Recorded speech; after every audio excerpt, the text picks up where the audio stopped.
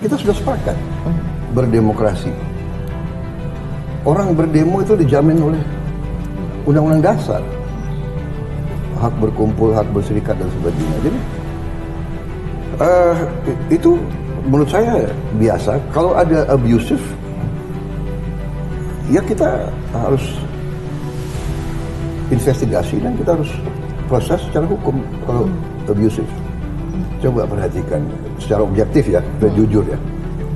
Apakah demo-demo itu murni atau ada yang bayar?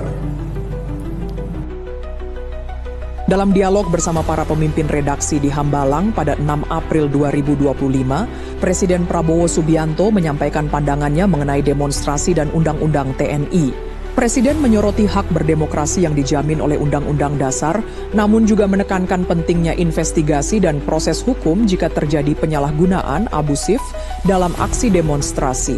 Lebih lanjut, Presiden Prabowo mengajak untuk melihat secara objektif dan jujur apakah demo-demo yang terjadi murni atau ada pihak yang membayar.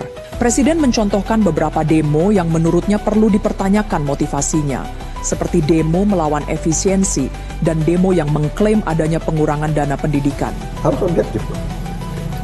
Iya kan?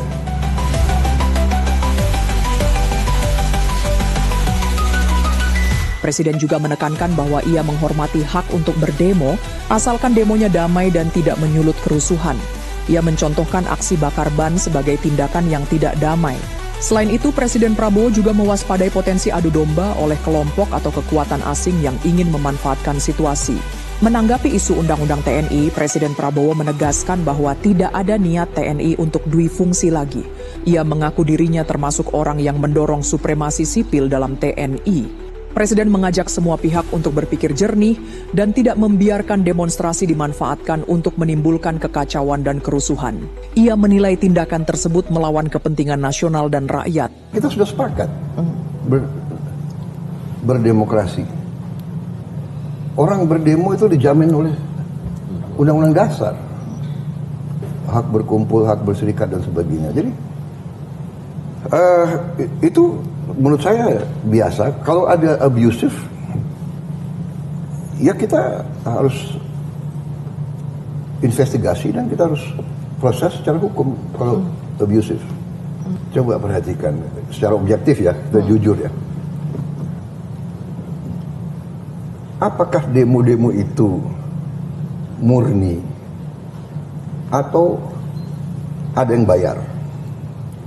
Harus objektif dong. Iya kan? Pertama, ada demo melawan efisiensi.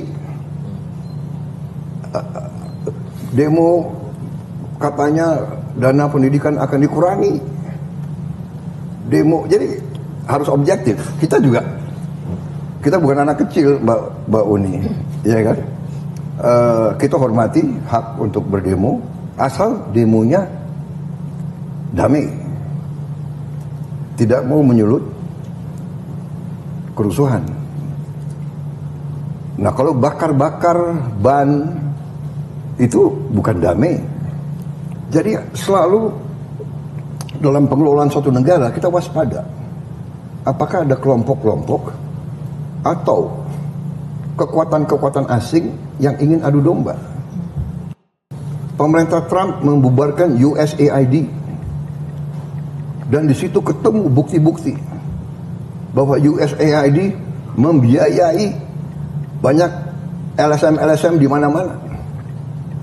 Bahkan ini kan keluar semua. It's public knowledge, Mbak Uni. Ya. Jadi saya mengajak kita berpikir dengan jernih, ya kan? Demo itu hak, tapi juga kalau demo dibuat untuk menimbulkan kekacauan dan kerusuhan, ini menurut saya adalah melawan kepentingan nasional dan melawan kepentingan rakyat. Di mana kita bisa punya suatu organisasi yang pemimpinnya ganti tiap tahun. Nah, di situ saya sebetulnya mengatakan, saya bilang, ini kalau tidak ini berapa jenderal kita harus kita ganti sekarang. Jadi saya mohon kalau bisa, inti daripada RUU TNI ini sebetulnya hanya memperpanjang usia pensiun beberapa perwira tinggi. Gak ada niat TNI mau difungsi lagi, come on, ya kan? Kita sadar waktu itu, Pak Wiranto, Pak Yudhoyono, ya kan? Agus Wiradikusuma, termasuk saya yang dorong.